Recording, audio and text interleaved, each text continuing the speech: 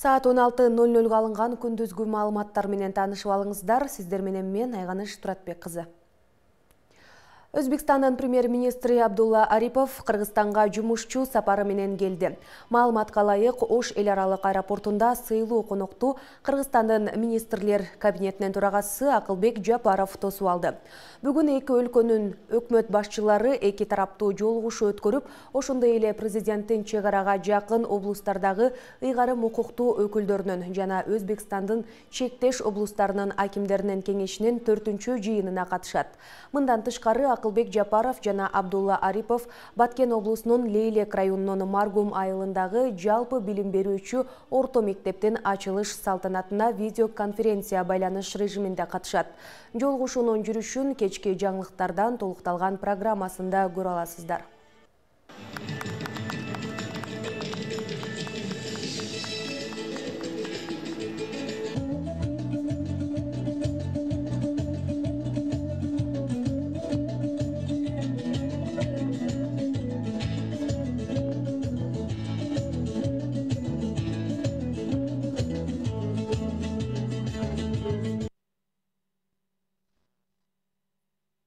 Прокуратура органдары тарабынан жеке менчикке мыйзамсыз берилип кеткен социалдык объектилерди жана жер тилкелерди мамлекетке кайтаруу багытында иш-чаралары жүргүзүлүүдө.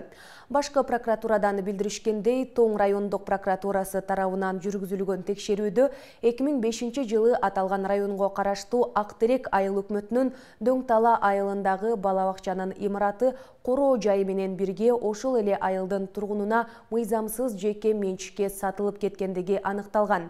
Аталган социалдык объектини мамлекетке кайтаруу максатында райондук прокуратура тарабынан сотко доо арыз келтирилип, толук канааттандырылган.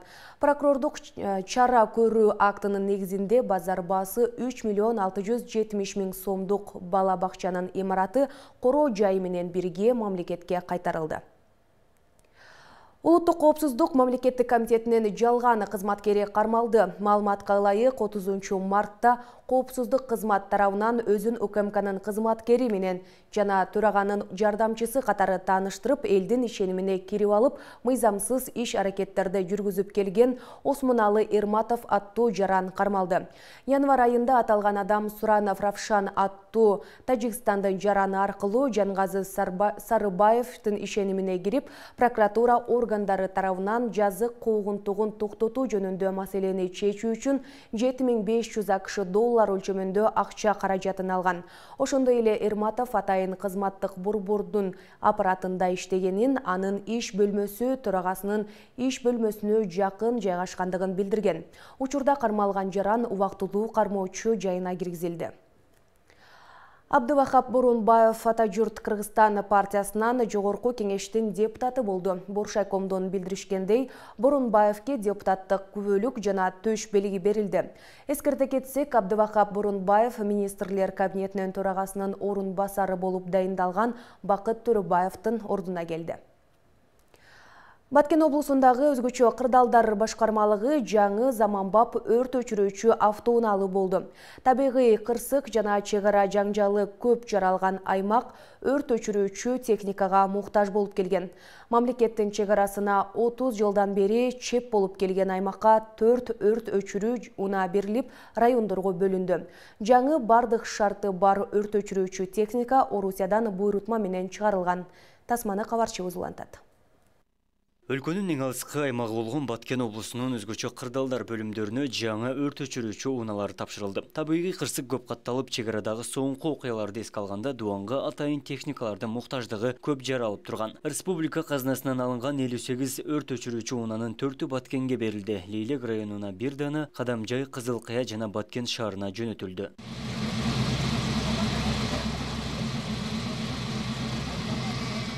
Акыркы жолу Баткен облустук башкармалыгына 2009-жылы өрт өчүрүү унаалары келген болчу. Бул кезектеги жаңы техникалар өрткө каршы атайын заманбап аппараттар жана шаймандар менен жабдылган. Ар биринде сыйымдуулугу 6 тонналык цистерна, өрт өчүрүүчү көбүк суюктук толтуруучу жана ар түрдүү кубаттуулуктагы насостор орнотулган. Техникада зарыл болгон куткаруу иштерин жүргүзүүгө мүмкүндүк берүүчү атайын бардык куткаруу куралдары бар. Зил маркасында келгендердин эмеси суусу азыраак. 4 тонна суусу, пенообразователь 200 литр. Ал эми бул КАМАЗда 6 тонна суусу бар, 360 литр пенообразователь бар. И онун сырткары бул жерде биздин ПТВ шаймандарыбыз, өрт өчүрүүчү шаймандарыбыз бүт жаңыланып, эң биринчи бир керектүү нерсе биздин өрт жеңчелерибиз, рукаларыбыз.